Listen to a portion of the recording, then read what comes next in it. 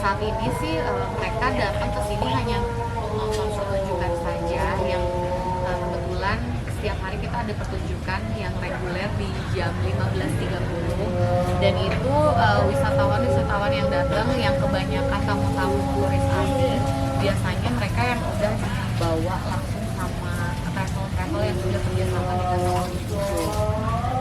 Jadi memang kebanyakan yang datang ke Sawang Bejo biasanya hanya pure nonton langsung saja, kecuali kalau misalnya kayak study tour, nah itu baru biasanya anak-anak sekolah ikut kayak workshop mengetahui tentang sejarah angklung, itu ada programnya lagi biasanya di program workshop. Untuk membuat workshop itu langsung atau juga lain? Angklung aja. Ini gimana sih buat menarik dan ada program atau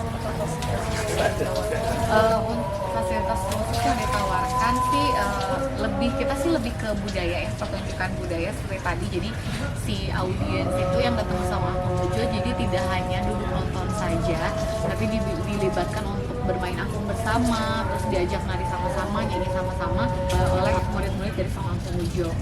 Cuman selain itu biasanya kalau misalnya kita diundang keluar, kayaknya ada event gitu di luar, nah itu biasanya kita ngikutin lagu yang diminta oleh klien. Kan lagunya maunya nih lagu-lagu terupdate yang kekinian gitu. Nah kita ngikutin gitu sehingga angklungnya bisa bertahan dan terus menarik audiens atau penonton.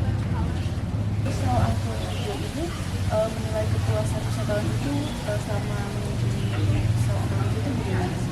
Kita menilai kepuasan kalau dulu sih biasanya sih pasti repeat order ya, dan ada tamu ataupun travel yang sering datang terus ke Sawang Bejo gitu. Tapi selain itu sekarang kami juga menerapkan kayak semacam push-up ya. Tapi kita juga nggak mengganggu tamu gitu. Jadi ketika misalkan mereka masih banyak waktu di Sawang Bejo, yang baru kita kasih kuesioner, tapi itu juga hanya terbatas. Jadi dalam satu pertunjukan hanya satu aja yang mewakili rombongan besar.